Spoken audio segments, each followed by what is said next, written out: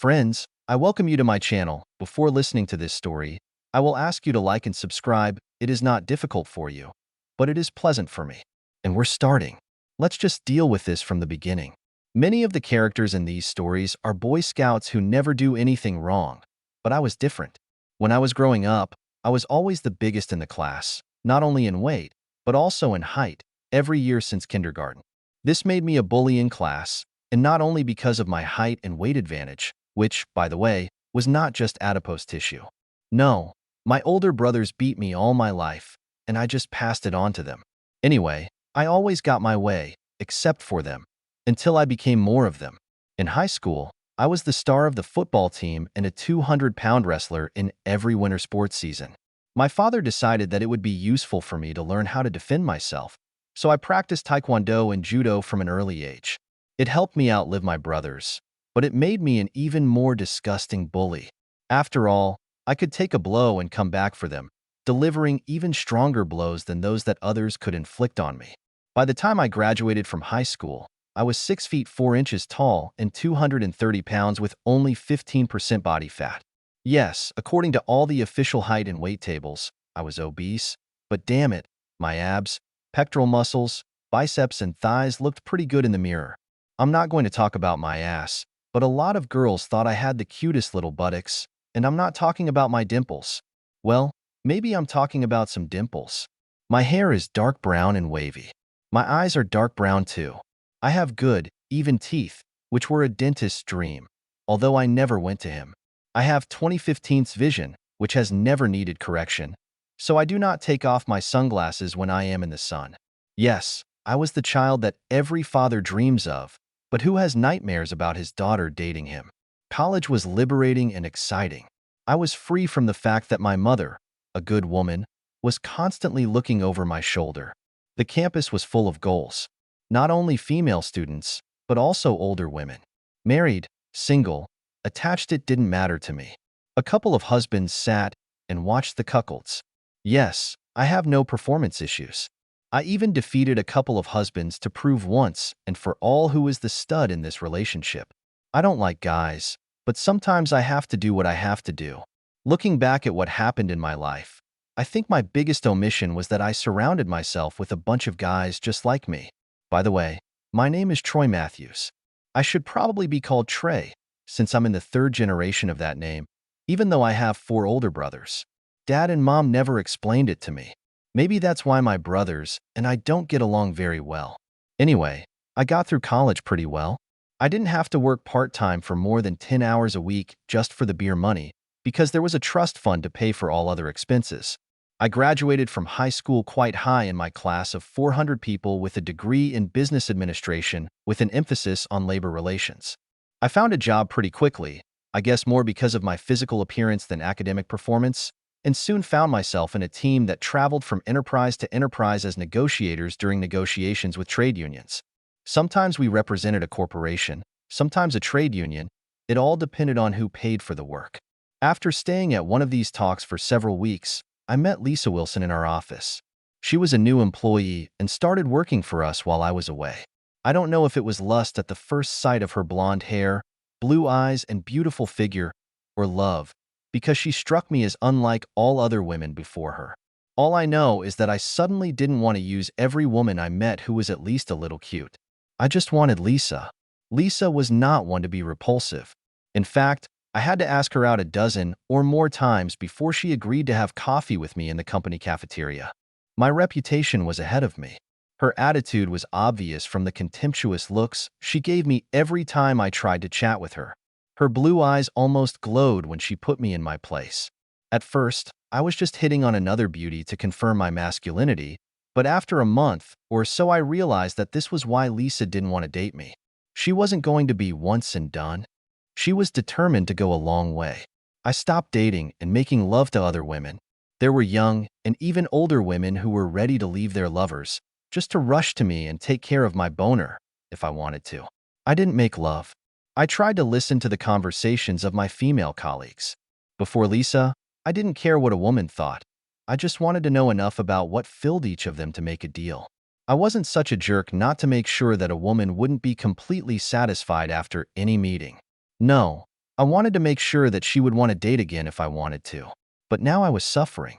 I stopped going to the fresh meat markets, which are called discos, clubs, pubs, bars, or whatever else you can call a place where you can sleep. It upset my company a little bit, but we still got together for football matches, fishing, bowling, and other events, so they weren't too upset. Jimmy Deeds, my best friend, was actually laughing at me. We have more chances without you. I hope you don't break up with Lisa. They all laughed at me because they were still punks and bullies. Well, that's fine. After several months without pussies and asses, I finally convinced Lisa that I had serious intentions for her. Then she finally agreed to drink coffee during the day and during a 15-minute break in the office cafeteria. We've been doing this for weeks. During this time, we talked about work, about colleagues. After all, when else can we gossip? And, little by little, about our personal lives. I never denied my story with Lisa because there were too many people who were ready to tell everything. When it was appropriate, I just told her that as long as I was with her, there couldn't be another woman. Of course, she mocked it and said something about leopards and spots, but she continued to drink coffee with me. She told me about her age, a couple of years younger than me, about her parents and younger brother. We talked about those school years. I was proud of mine, but she was still angry about late adulthood and acne. I was sorry that I would never have taken care of her if we had known each other then, and I confessed it to her. I think my facial expression and remorse for how shallow I was helped her change her mind about me. After several weeks of sitting together over a cup of coffee at least once a day, she finally agreed to go to dinner with me. I asked her to choose where we would have dinner, as a gentleman should, and we chose Italian cuisine. Not my favorite food, but at least she didn't choose Indian or Thai cuisine on the first date. I don't hate this food, but it drives my intestines crazy the next day. I tried to behave as best I could. She was wearing a beautiful dress that accentuated her full breasts, squeezed her waist, and then spread out over the feminine hips that I so wanted to explore. She is about 5 feet 7 inches tall, and her torso is perfectly proportioned to her legs. That is, she does not have too long legs with a short torso and not a long torso with short legs. Her legs are toned and slender, not too thin and not too thick. She likes to run to keep fit. She was wearing heels that made her calves look even longer. We ate and then went to the next dance hall, where it wasn't too noisy, since most of the music was from the big band era, not modern melodies. She showed me the new steps, and after a few random kicks to the ankles from my side, we started dancing side by side and around the floor. Fast dancing, slow dancing, and in between we were constantly touching each other. I almost wish that I had practiced martial arts as a child instead of taking dance lessons. Almost. There was one moment that evening when I thought I would have to use physical force. Not with Lisa, but with an older guy, about 45 or so, who suddenly wanted to become Lisa's squire for the rest of the evening. He politely asked us to dance, and we both agreed. After a while and a couple of songs, it became clear that he wasn't going to bring her back to my side. It's time to act. I kept calm and patted him on the shoulder. He gave me a hostile look and returned to his dancing moves with Lisa. I patted him on the shoulder again, and he looked at me even more distastefully. This time I reached up and pinched his trapezius muscle. Think of the old Vulcan neck pinch from Star Trek. It won't knock you out, like in Star Trek, but if you're not ready for it, you'll feel a lot of pain without harming your health. The adult almost fell to the ground when I continued pinching him. I leaned over and whispered in his ear, still pinching, "Find yourself a mate, asshole.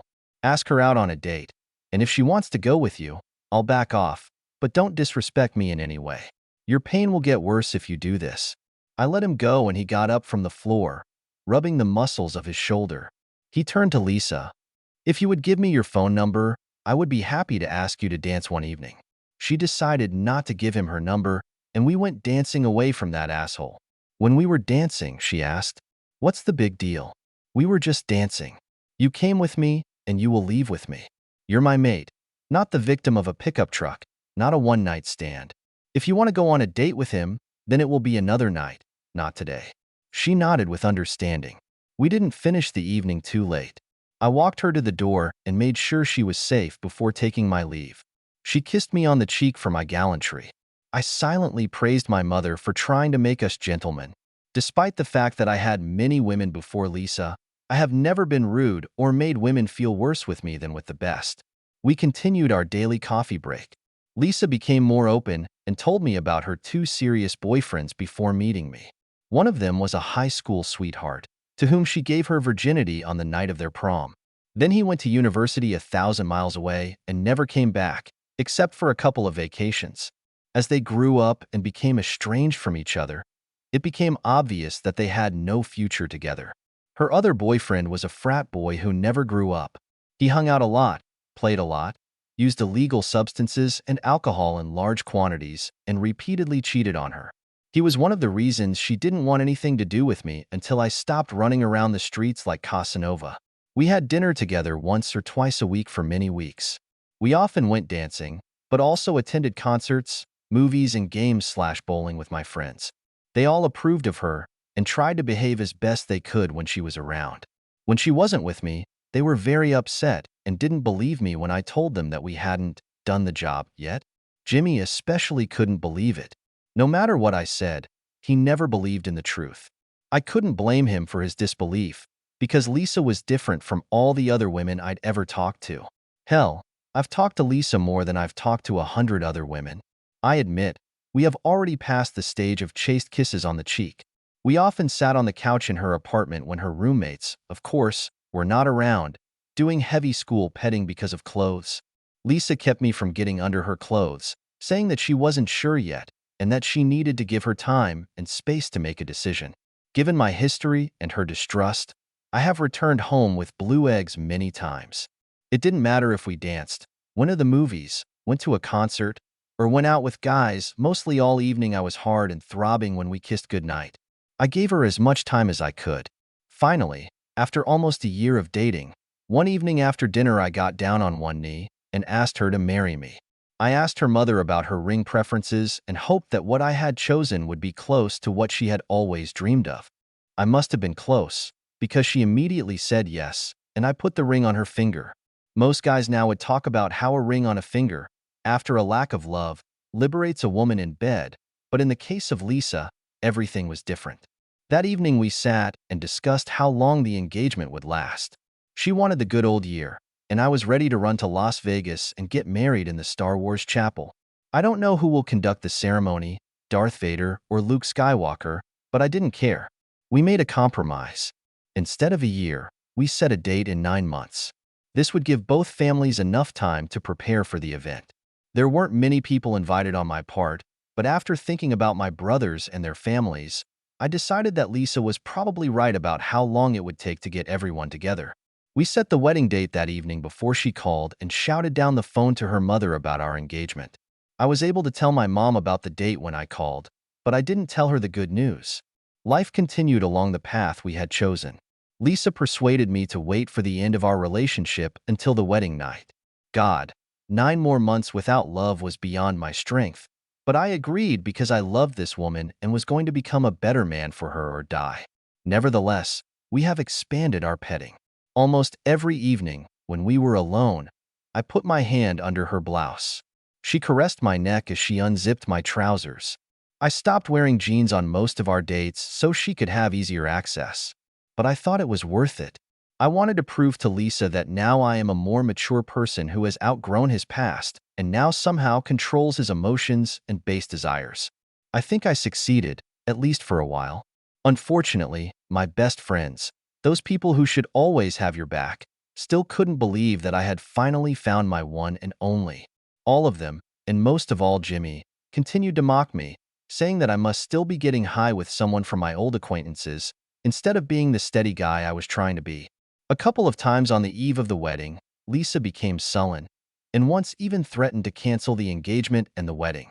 She just brushed me off, didn't answer my phone calls, texts, and emails for a week or so. After a while, she began to thaw, and we returned to normal life. I was very confused by her mood swings. Is this going to be our norm? Will we move from love and happiness to screams, or will it just be freezing in the house for the duration of what is gnawing at her? She has never admitted what it is about me that annoys her.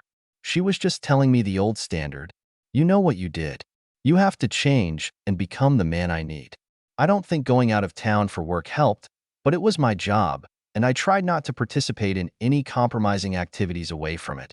I had no idea what she was talking about. I was attentive, or so it seemed to me. I have agreed to whatever she wishes regarding the wedding.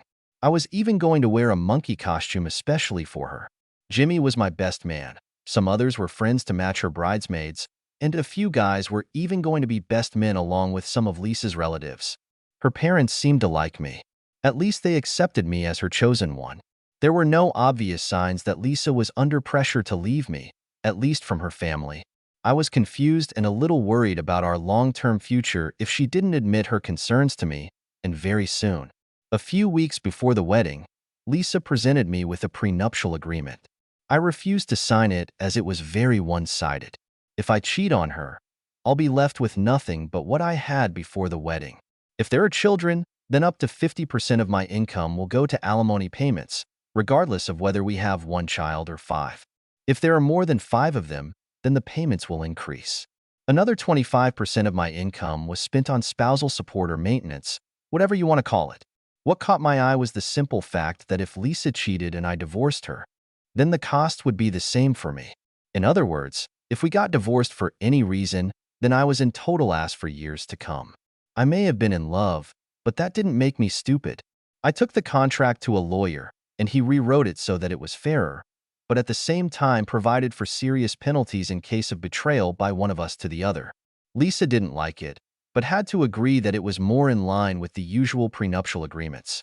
I think the decisive moment was when I told her that I believed that she would never cheat on me, and I don't see any circumstances in which I would cheat on her.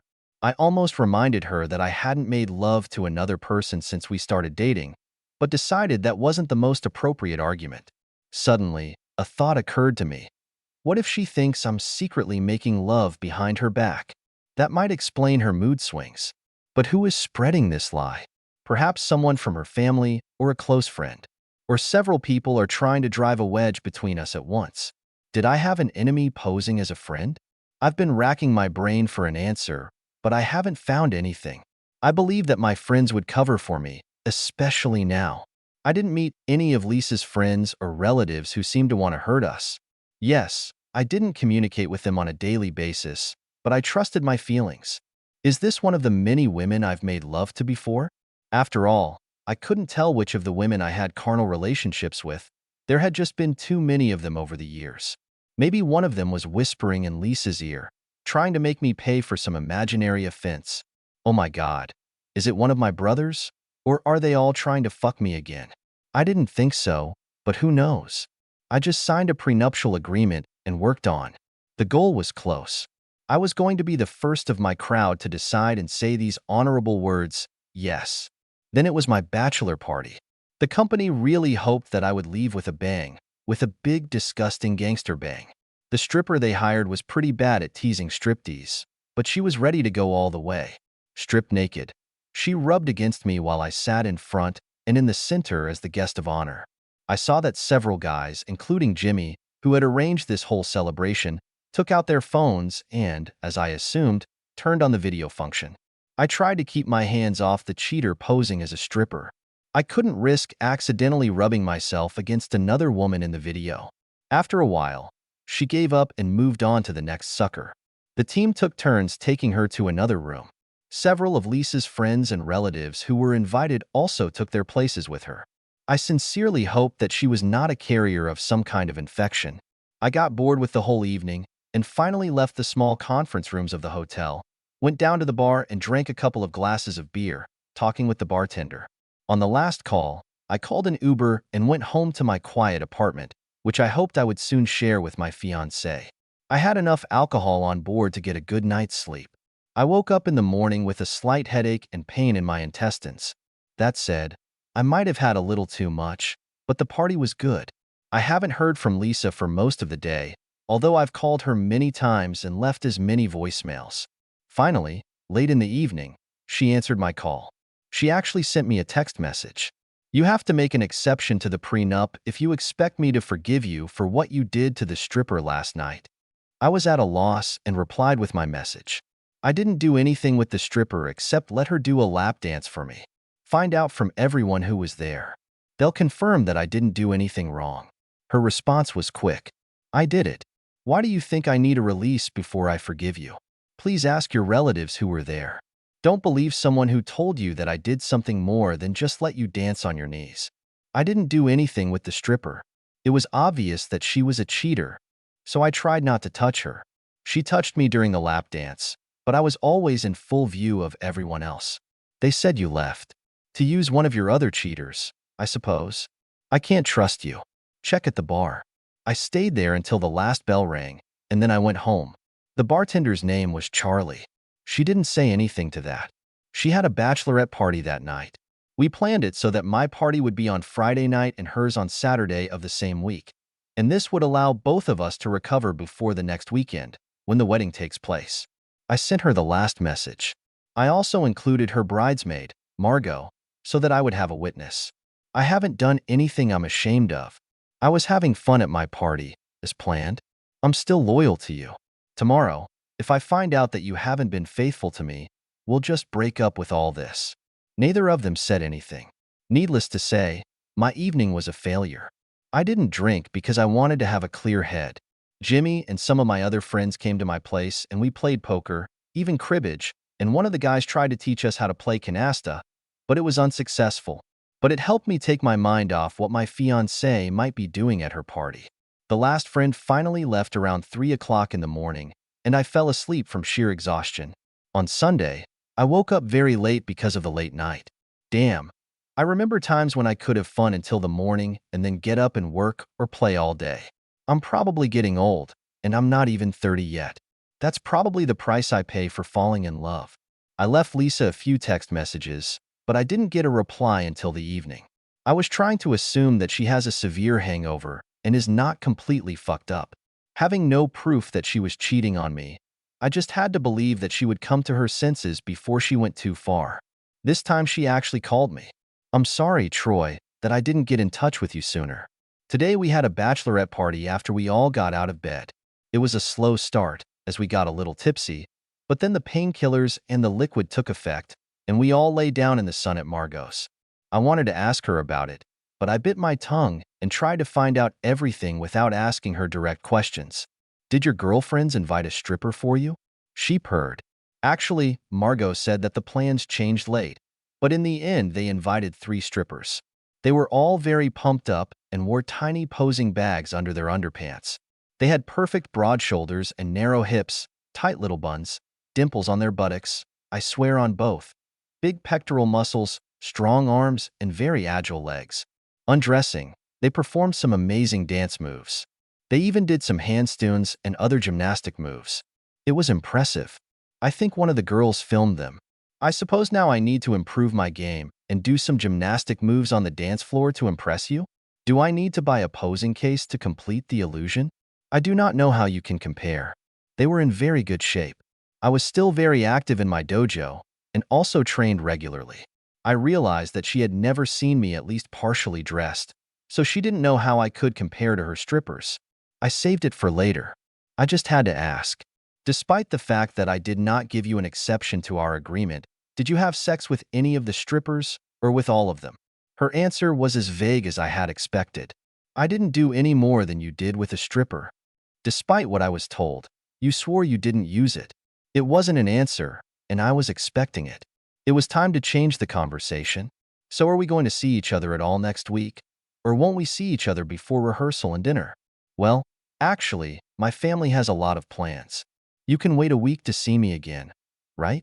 Of course I can, but I shouldn't have liked it. I swallowed my tongue and reluctantly agreed to see her on Friday night at rehearsal. When I came to work on Monday, my boss called my team to the office. It turned out that contract negotiations had broken down with the pipeline workers union in a city 3 hours away, and we urgently needed to conclude a contract in order to get negotiations back on track. The economy was booming, and stopping work for any reason would have cost millions, both to businesses and to union members. We were supposed to board the nearest commuter plane and in the morning, after sleeping at a local hotel, get to work. Fortunately, the next plane did not leave until late in the evening, so we had enough time to get to our homes, pack our things, and get to the airport without any problems. I called Lisa to tell her the news. Lisa, I'm very sorry, but we are being sent to Craterville to help with a labor dispute.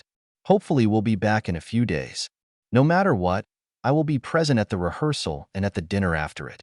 Her response was not what I expected. "How did you manage to persuade Conrad to arrange this at the most inopportune moment?" "I suppose that cheater, Heather, is coming with you? I knew you didn't want to or couldn't change." "Well, I wouldn't marry you now, so go and make love to your heart's content." Jimmy was right. You can't change. She hung up before I could say a word and didn't answer when I tried to call both her work number and her mobile. I was just packing up when it hit me. I had to sit on the edge of the bed and think about what she had just told me. First, Lisa thinks that I made love to a stripper at my bachelor party, and she won't believe me, no matter how much I deny it.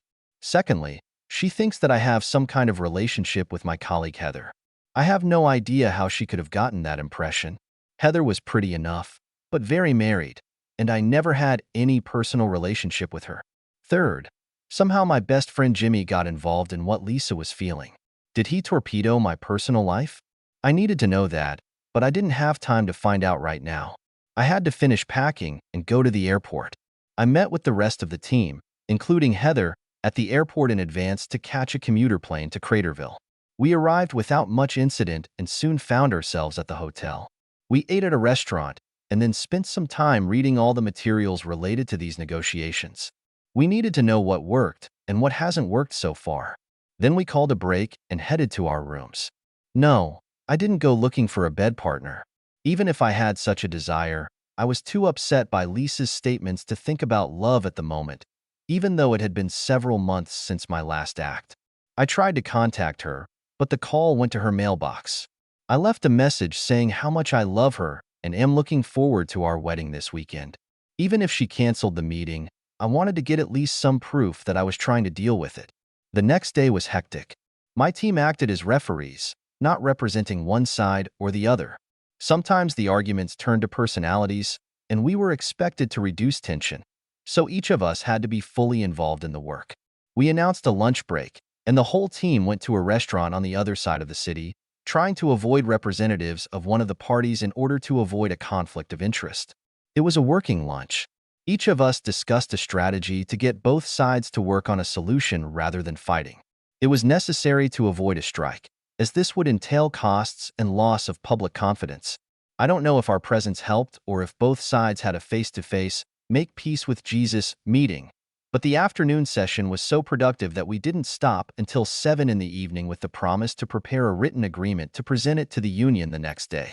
At least I was exhausted, so I asked for soft drinks and a sandwich to be brought to the room for a snack. I called Lisa again and left a message.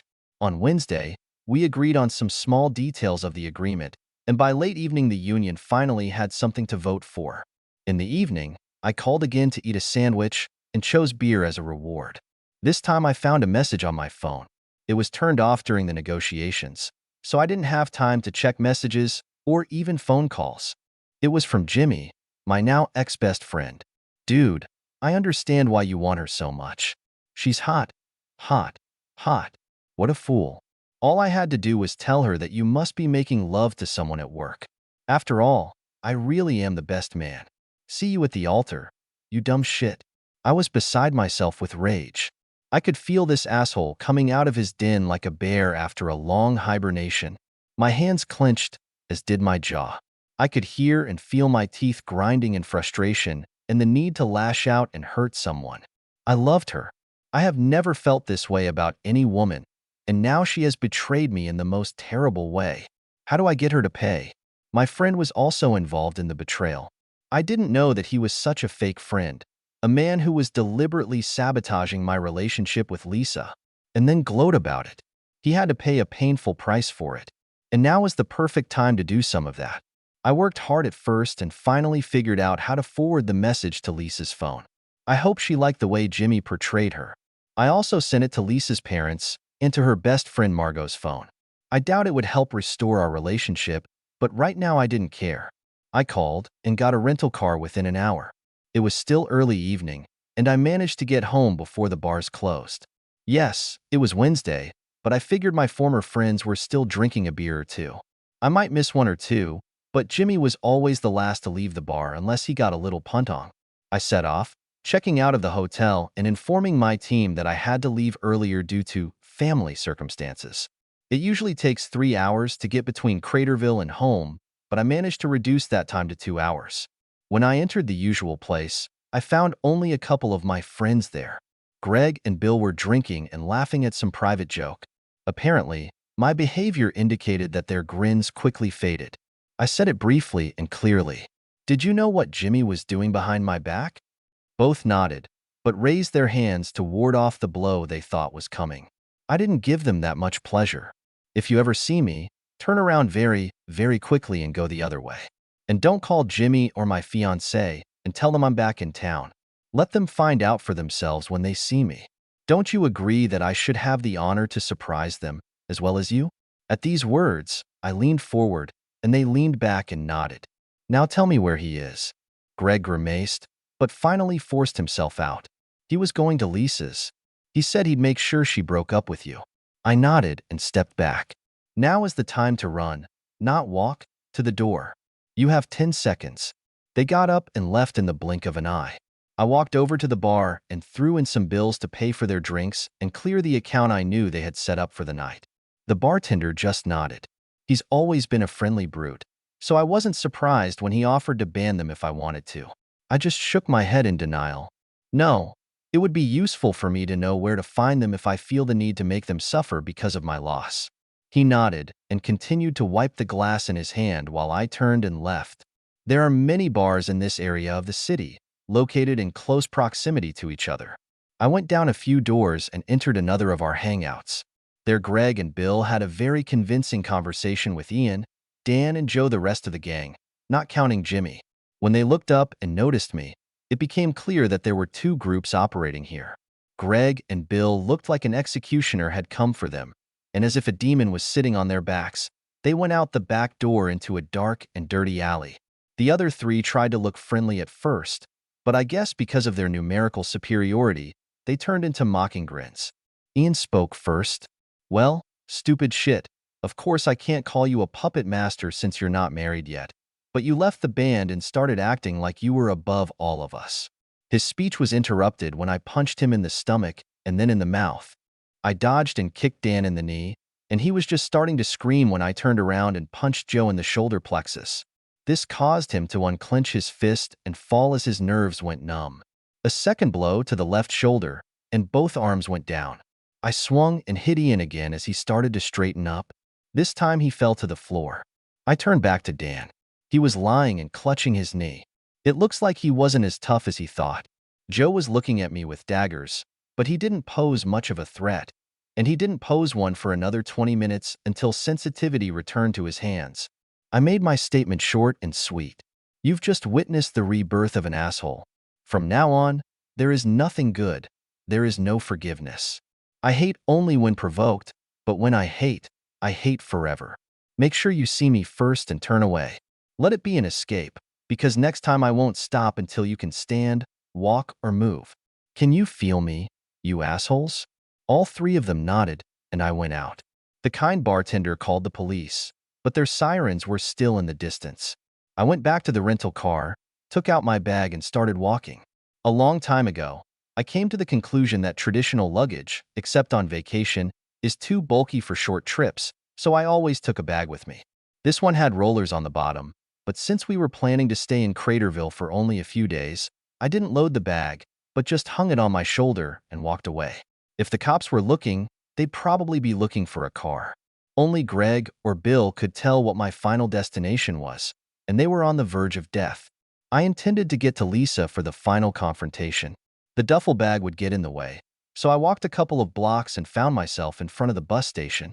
I quickly put the bag in the storage room and took out the key. There was nothing in it except the laptop, which I would miss if it was missing, but I intended to return in the evening and pick it up. Then I sat down at the table and sent messages to my parents and brothers. In them, I explained that the wedding was postponed and possibly canceled, and that they should not come. I also asked them to pass the news on to other family members so that no one would make an unnecessary trip. I was pleased that everyone responded quickly and with condolences. I also arranged with the car rental company to have them pick up my car. I would have had to pay a fine for leaving her, but I didn't risk the police looking for her. Was I a little paranoid? Maybe, but I had a mission to complete. The asshole demanded it. From the bus park, I transferred to a city bus, which dropped me off a block from Lisa's apartment. It was the last bus for the night. After that, I would have had to use a taxi if the local police hadn't given me a ride. When I got to Lisa's apartment, I had to use a phone booth to call her. One of her neighbors answered. "Trey, why are you here?" "Lisa moved the rest of her things to you to make a surprise for your return from a business trip. I thought you'd be back just before the rehearsal." "What happened?" "I had to apologize for the mistake, and I turned to leave." "What was it about her moving in with me?" "We planned that she would move in only after the honeymoon, so that we would not be tempted to break the agreement to wait for the wedding and bring our love to an end." Yes, she had had a key to my apartment for several weeks, but she only used it to come and cook, as it provided more privacy than trying to kick the neighbors out of her apartment. Well, thinking about the reasons delayed the inevitable. I lived on the third floor of my multi-story building. A quick taxi ride and I was already entering my apartment building. I decided to use the stairs in case Jimmy was already there, and one of my former friends decided that my threats of violence were empty and let him know that I was looking for him. When I opened the door to my now defiled refuge from the world, I got into a mess.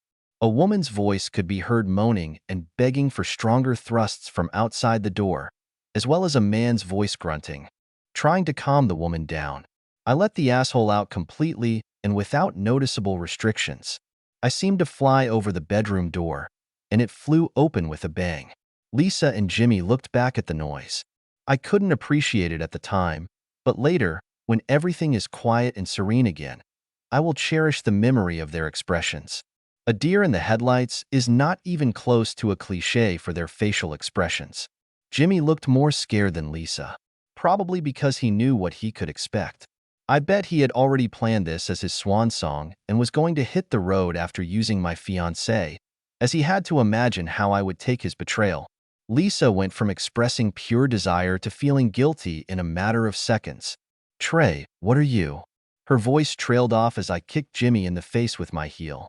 It didn't cause any permanent damage, but it seemed to the receiver that his nose was broken. Whatever shit-headed Jimmy was going to say, he was interrupted. He didn't fly off my fiancé. I can't describe the sounds he made. I did it fast enough for him to be next to me and quickly slapped him on the Adam's apple. Now the sounds turned into a squeak as he tried to catch his breath from the sudden impact. After a while, he will be able to speak, because I did not hit him hard enough to crush his voice box, but only damaged the ligaments. Now it was time for the beating he so deserved. I picked him up and stamped on him. He bent down, and I kneed him in the forehead to make him straighten up again. He couldn't hold his weight, so I couldn't hit his knees clearly, so I pinned him against the door and hit him with my right hand.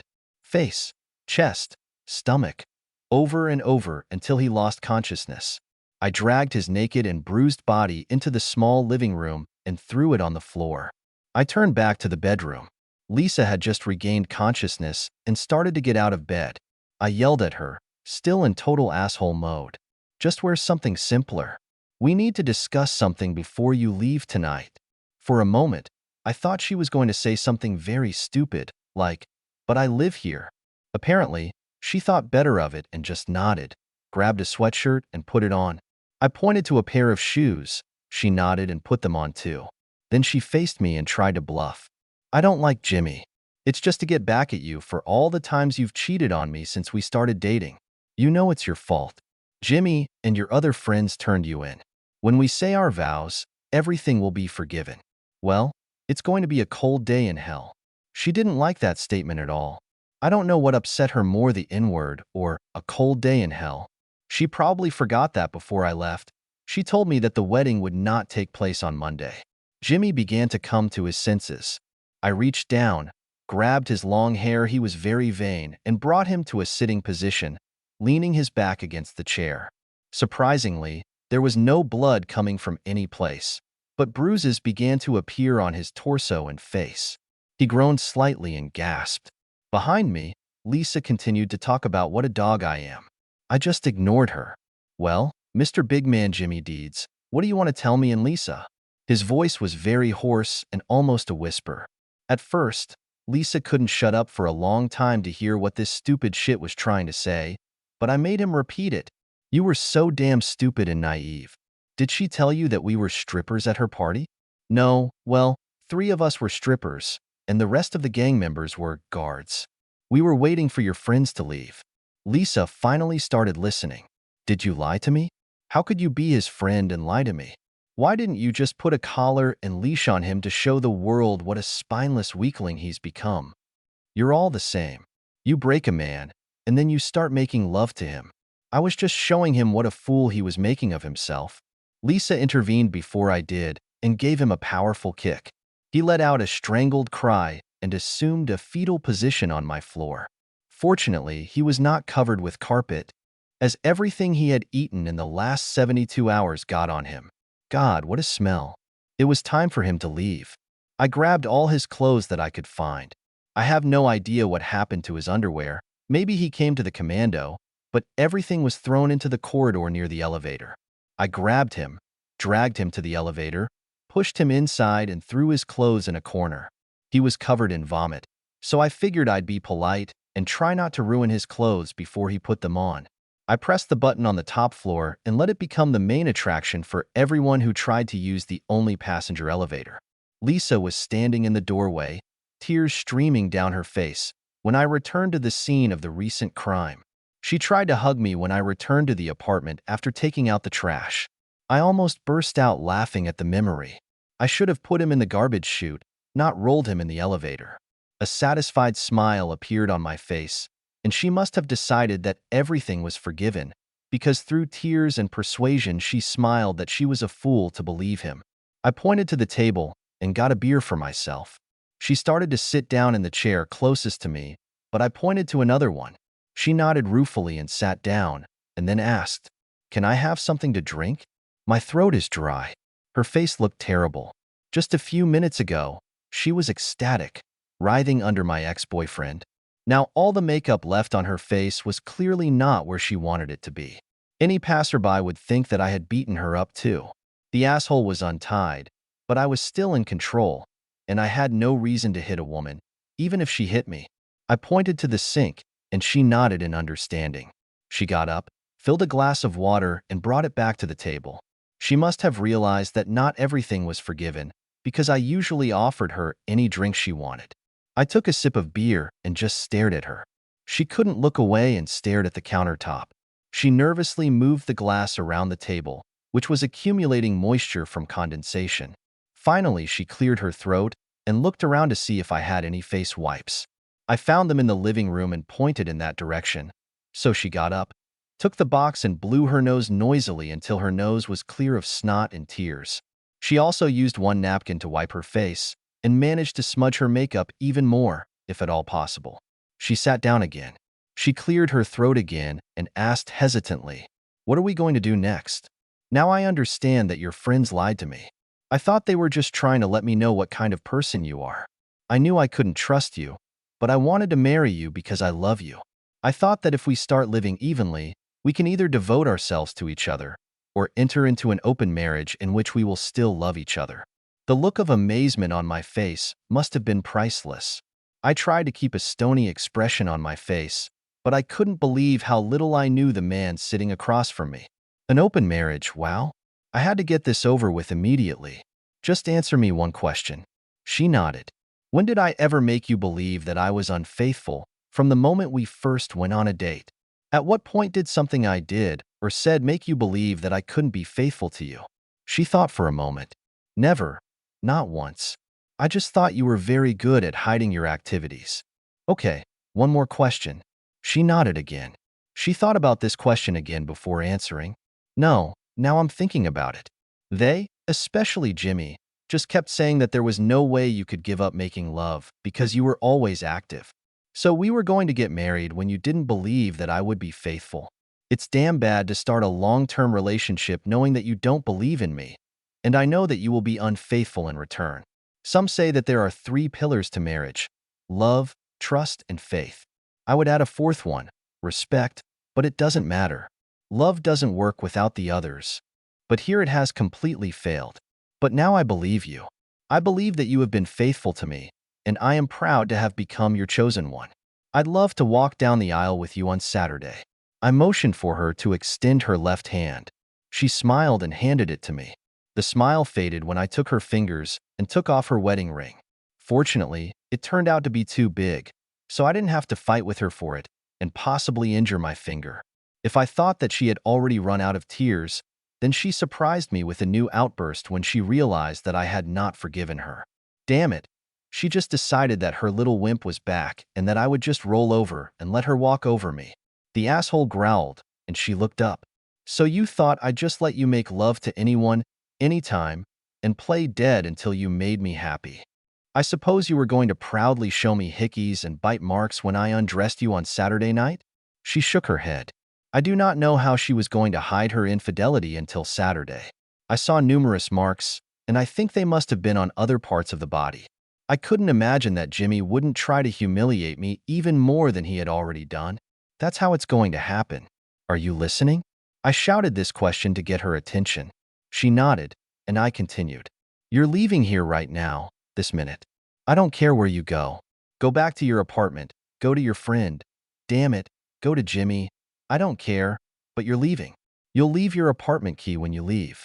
You will delete my number from your phone and forget it. You'll tell your family and friends that the wedding is off. Say whatever you want, but don't even hint that it's because of my infidelity. Do you understand me?" She nodded and started crying again. "When you want your shit back, contact the apartment manager. He will facilitate your move. I'll work with him so he knows what's going on, and he'll also let you know when I'm gone so we don't have to see each other." This time I didn't have to ask if she understood, as she nodded. "Where am I going?" "I moved earlier because my former neighbors had already found another apartment. I have nowhere to go." I shrugged my shoulders. "It's not my problem. Besides, I'm not going to quit or run away. So be prepared to see me at work sometimes. I'm warning you about the same thing I'm warning my friends about. If you see me, turn away. Don't try to talk to me. Don't try to send me an email or text message. Tell your friends they're dead to me if they helped you cheat on me. I don't hit women, but if one of them or you catch my eye, be prepared to sit on your ass. Do you understand me?" She nodded. "Okay, now get the fuck out.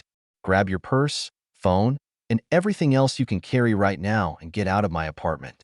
I'm not going to sleep on the bed that you've so comfortably and viciously trashed, so I'm going to have to get my inflatable bed and start inflating it because I'm tired and need to rest." She tried. I have to admit it. "Can I make up the bed so you can get some rest?" My reaction was quick. "Are you kidding? Tomorrow this bed will already be in the trash. I'll buy a new and better one that doesn't have your DNA on it. Now go away." She quickly grabbed her purse and mobile phone and left. I sincerely hoped that she and her work friends would just let me finish the job. I didn't want to leave this company, but if I had to, I would. I can't say that I slept well that night. Inflatable beds are not the most comfortable, but it's better than sleeping on a couch or a hard floor. Besides, the adrenaline just wouldn't let me rest. The asshole was still in plain sight and wanted retribution. The scenarios and possible outcomes running through my head haunted me for hours. In the end, I just turned on the TV and switched to the old Western channel, where a good guy always wins and gets a beautiful girl, and it just dozed off in an armchair. The next morning, I decided not to shave, except for my neck, which always chafed if I didn't cut off those nasty hairs. Maybe I'll look sloppy to show how much I've changed in a few days. I took my bag and laptop from the bus park and went to work. I needed to finish the reports and also check when my team would be back. The group secretary was surprised to see me, as the rest of the team had not returned yet. I didn't tell her anything. Around 10 o'clock, I started hearing whispers from the booths around me.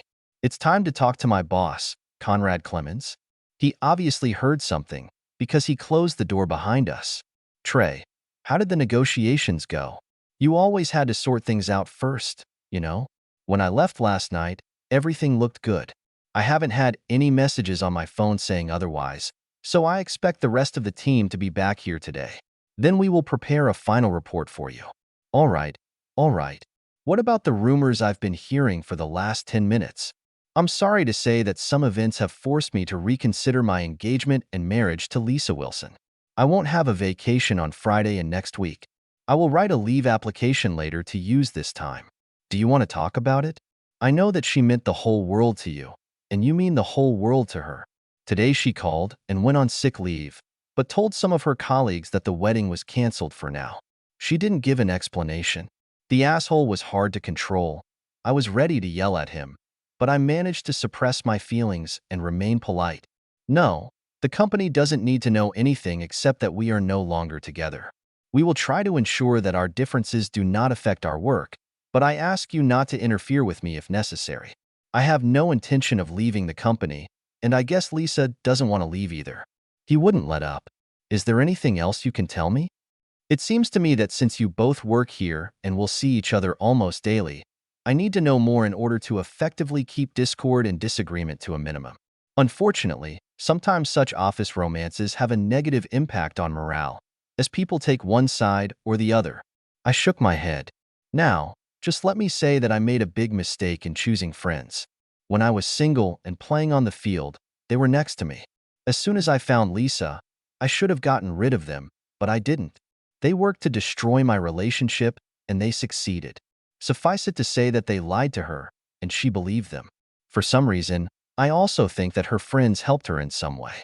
Without faith in your partner and trust that he will believe the truth from you, you have nothing to build a relationship on. This is exactly the position we are in now, and I don't see any changes. I leaned forward to emphasize my next statement. I know that I'm not that important to the company, but if I get too much upset from the staff, especially since I'm innocent of all this mess, I'll leave without warning. In this case, you can use my accumulated vacation and sick leave instead of notification. Is that clear? Conrad read my face and swallowed hard. For some strange reason, I guess he could see the asshole under the surface. He knew something about my background and also about my fitness regime. On the other hand, he was a typical middle-level manager who let his body take its course. He was carrying an extra 25 pounds of weight, mostly in his belly and ass, and he knew he had no chance if he angered the asshole. He nodded. I understand. Although I won't bother you, you are an effective leader and a team player, and I don't want you to leave, but I fully understand your position. It's not that I don't believe you, but I only have your word on what happened. Lisa can tell a different story. And you also know how the rumors go. If there are two sides to a story, the rumor mill can add another dozen. At the moment, the asshole has been defeated. A physical reaction couldn't fix or stop the rumor mill. Moreover, any skirmish is likely to backfire and fuel the rumor generator. I leaned back in my chair, trying to predict what this setback in my life would turn out to be. Damn it, we've all learned to ignore rumors about how we've been able to negotiate with various companies and government agencies. Each employee had their own reason to justify the final contract. Only a few reflected the truth or, more importantly, the facts. Damn, since Lisa thought I was using Heather, she became a possible target for the rumor mill. Heather was innocent, but she could have been hurt. Conrad, there is a potential complication. Lisa was told, or she just came to the wrong conclusion that I used Heather during our trips out of town. Damn it, she's innocent and doesn't even know about the potential storm of shit that could hit her. What can we do to protect her? If this gets out of hand, you will lose one of the best negotiating teams. Conrad looked shocked now. He leaned on his elbows, covering his eyes with his hands. Damn it. Shit. Damn. It can get terrible and endanger the whole company. Trust can disappear. He leaned back in his chair and thought for a moment. Okay, here's what you're going to do. Go back to your office for the day. You'll take a vacation for tomorrow and the whole honeymoon. I'll talk to Lisa's boss in a minute and get in touch with Heather when the team gets back. Leave it to me. Do you understand? No heroics. The less you attend in the near future, the better. Lisa can also be given the same day off. Where were you going on your honeymoon? I told him. He continued to think out loud. Maybe she or you should go on a trip, but alone. A break will benefit both you and her.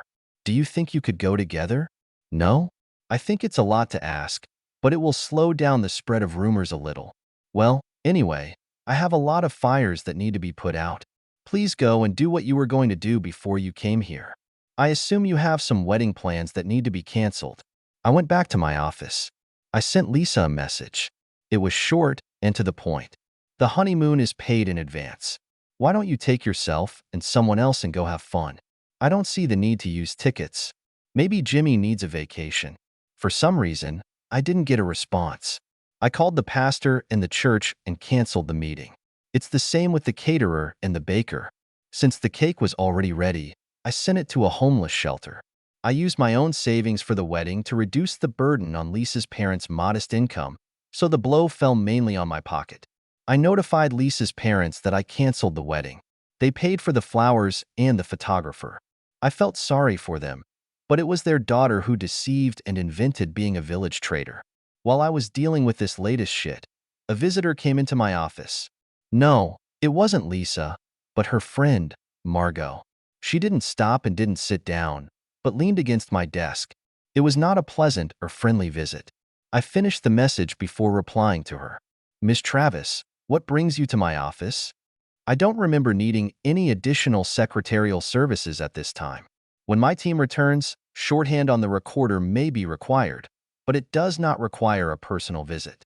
Before she could burst into a flurry of her words about what a nasty male I was, I raised my hand to stop her and defiantly put my dictaphone on the table between us. I also pointed to the corner of the room. She looked and saw a small camera there. Then she looked at me blankly. I have found that recording visits and conversations significantly reduces the number of misunderstandings during negotiations. Although few other offices have such an opportunity, at the moment I have it. So, now that you have understood everything, please continue. She's a little deflated. I just want to know why Lisa is sitting in my apartment and crying her eyes out. She keeps saying that you canceled the wedding and broke off the engagement. I'm afraid for her mental well-being. She went on until her breath caught in her throat and she was almost ready to cry. I made the asshole stop and let her work on herself. When she seemed receptive to an answer, I gave it to her. First of all, since I started dating Lisa, have I given you, her, or anyone else any reason to think that I'm still mad at her? No, I do not regret or deny that I was a male or a stallion, whatever you want, but I have not had any sexual contact with any other woman, except for those that Lisa has given since we started dating. She shook her head. Okay, we've dealt with that. Secondly, did you believe or not that I used a stripper at my bachelor party? She looked a little dumbfounded. Lisa said that all your friends swear that you really made love to a stripper without filming. Otherwise, why wouldn't you be in any of the subsequent photos or videos from that night?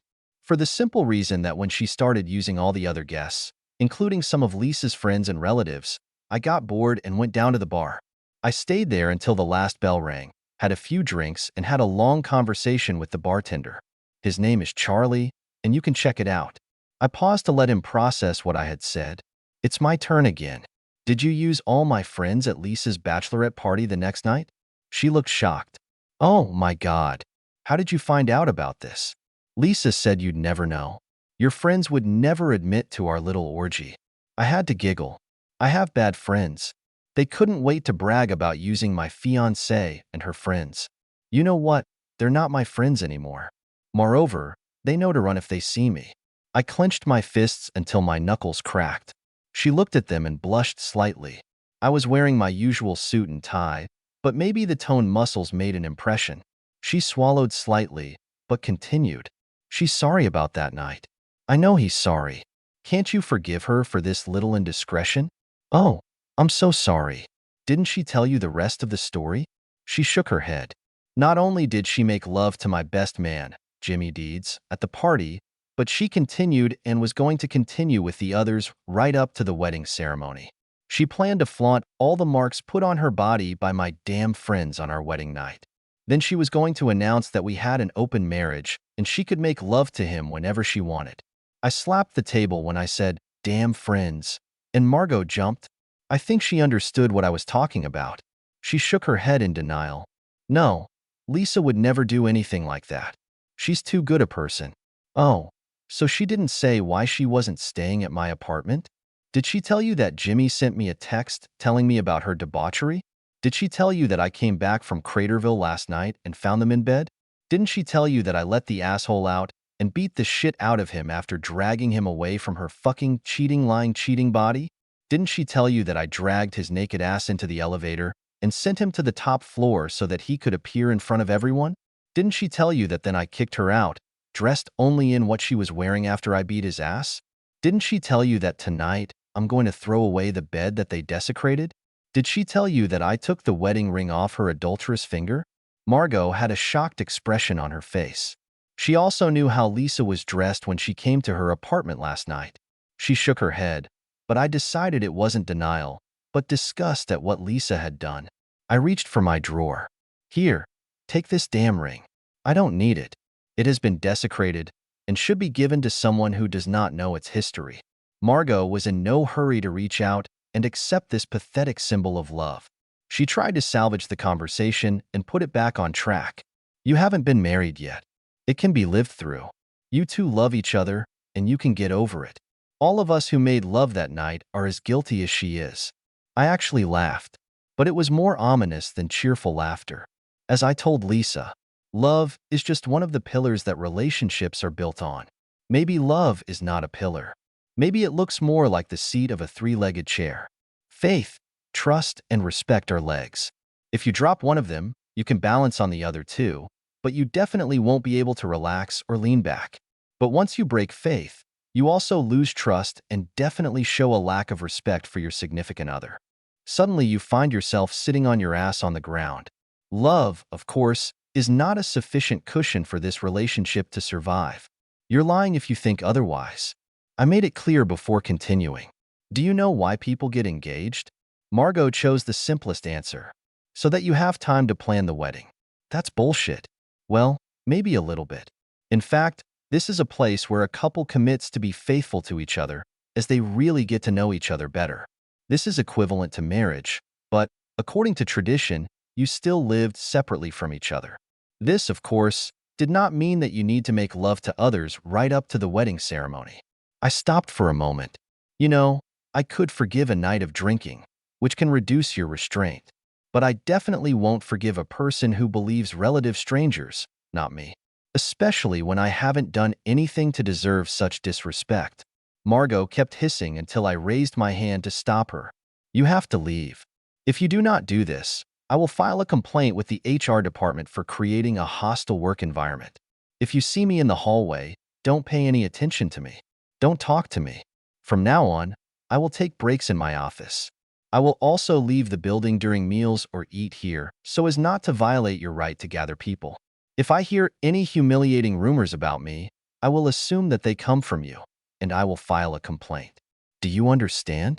Margot nodded and turned away. I stopped her. And one more thing. For some reason, Lisa got it into her head that I was having an ongoing affair with one of my team members. I have no idea where she got that idea from. But, you hear me, and you hear me well. If there is even one rumor that one of the members of my team has some kind of illegal relationship, then everything here will become very ugly.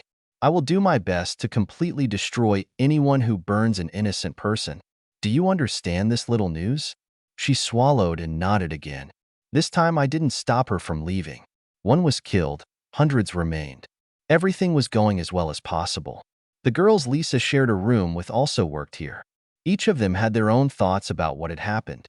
Various groups of staff regularly gathered together for drinks. With the addition of alcohol, it is impossible to predict what prolific minds will come up with. I was already looking forward to being away next week. My team returned, and we held a meeting with Conrad in one of the conference rooms. As I told him, the negotiations were successful and the strike was averted. Both sides seemed pleased with the result. After that, Conrad took Heather to his office for a personal meeting. When I left, I hoped that everything was going well. I went down to the nearest bed linen store and found a new bed. I arranged for a delivery the next morning, as well as for them to get rid of the old bed. I wouldn't even have to lift a finger to help. However, after returning home, I took apart the old bed with great pleasure. I also searched the apartment for anything Lisa might have moved. The clothes were simple. These were small things. When she wasn't fucking Jimmy, she used her free time to put all sorts of trinkets around the apartment. I had to go and find cardboard boxes in the dumpster behind the supermarket to get enough packing materials to properly pack all her shit. I wasn't going to incur accusations of petty revenge by breaking her things. So I spent the rest of the night packing it all up.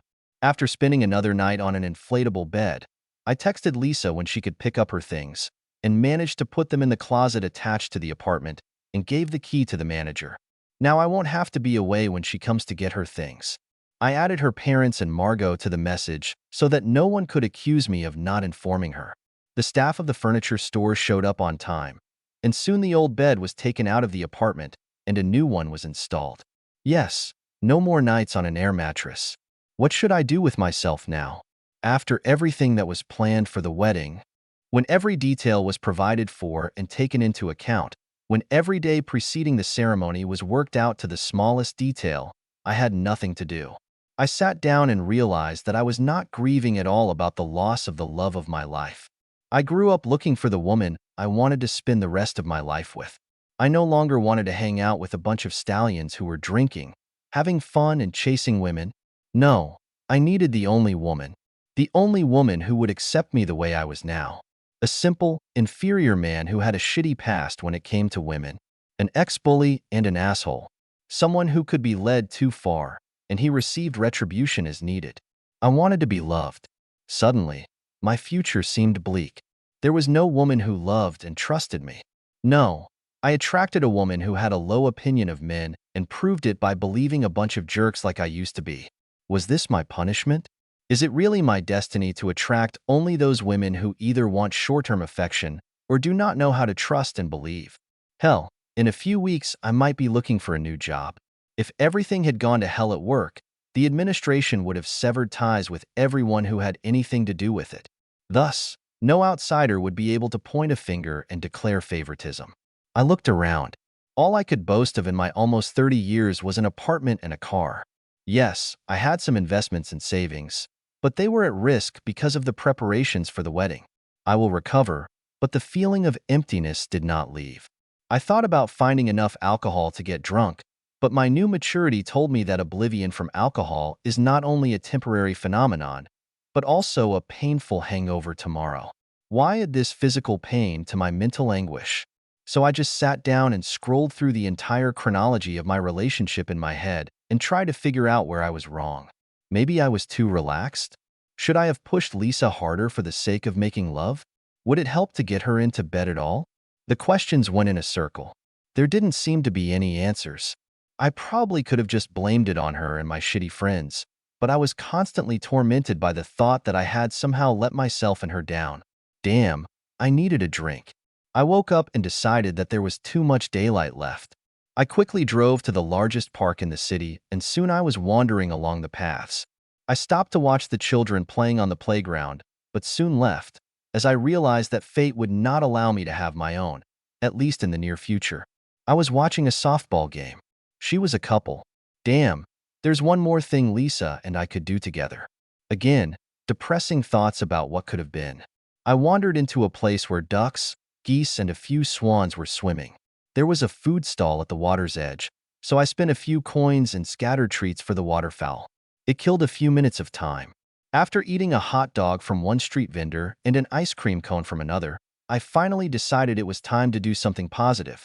I was aimless at the moment. I wasn't going to get married, so I didn't have to work on anything in that direction. I was not going to return to work for at least another week, so there was nothing to work on there. I didn't have any friends anymore. Damn, the way I felt. If I ran into any of them, someone would get hurt, and I didn't plan on it being me. I wandered from the park to a couple of local bars. I played a few games of billiards. In another bar, I played shuffleboard for an hour. In the third bar, I chose darts. Finally, after drinking a couple of beers in each of the establishments, I was ready to start playing. I drank a little beer and, after walking through the park once more to get to my car, I was not intoxicated when I drove to my apartment. When I got home, I checked my phone for messages as I turned it off when leaving the apartment. Lisa's parents responded. They were disappointed by the cancellation of the meeting, but they understood it. Lisa told them the truth about what happened. They were going to insist on counseling so that she could have a little more faith in her next relationship. The manager also left a message that someone had come for Lisa's things, and he had my key to the vault. My colleague Heather also left a message. She seemed unhappy that Lisa thought we were having an affair. Part of her message sounded like this. I believe that your reputation as a dog has contributed to the rumors that we are making love. My husband is unhappy. I asked to be transferred to another team because I don't trust you. I guess I understand her message a little bit, but then again, I was innocent, and I was accused of something I had nothing to do with. Well, I guess that was the last straw. Having decided what to do next, I enjoyed spending the first night in my new bed and had a good night's sleep. Maybe 2 nights of shitty sleep had something to do with it. In the morning, I was fresh and ready for the next changes in my life. There is nothing better than a week of freedom to start these changes. And all it took was one phone call. I called the employment service, which was known for recruiting staff, and informed the agent that I was ready to change jobs and place of residence. By noon of the day that was scheduled for my wedding, I had 2 interviews scheduled, even though it was Saturday. Damn it, they work fast, and even on weekends. One interview was just a few hours away, and the second was on a plane in a city a few states away. In the evening, Margot informed me that she and Lisa were using the honeymoon tickets. I wished them well. Lisa then sent the payment via PayPal, partially compensating me for the cost of the tickets. I sent back a thank you, but I didn't wish her a pleasant trip. Yes, it was probably stupid of me. I'm not that mature yet. On Sunday, I got up late, had lunch, and then went on a trip to the Mecca of entertainment. I tried archery, went to the shooting range, had fun blowing up a female silhouette, rode several rides, ate too much sweet shit and got intestinal pain, and then returned to the apartment and spent the rest of the evening nursing my insides. I didn't think about the wedding or the reception for a minute. Well, maybe once every 2 hours for 10 minutes, but no more than a minute. I tried not to dwell on the fact that Margot and Lisa are now probably living partly at my expense. Yes, and there's a bridge with my name on it somewhere. Every day was a little better. I shed very few tears, but I often went to the gym and even managed to annoy my sensei in the dojo. I was intent on harming something and couldn't get my thoughts in order. In general, I survived. Both interviews went well. The company farthest from home turned out to be the best. I really felt comfortable in their environment. The city was a little smaller than I was used to, but not far from a large metropolis. This small company wanted to expand its field of activity and was looking for an experienced group leader. I spent a few days looking around there and received a firm job offer before I returned home. Going to work the following Monday was unpleasant. Conrad called me as soon as I entered the office. "Trey, I know this is going to be difficult, but something happened while you were gone for a week." When I didn't say anything, he continued. "First of all, there were a couple of rumors. In the end, I had to send Heather home until everything calmed down. One of the secretaries said in the break room that Lisa canceled the wedding because of your machinations.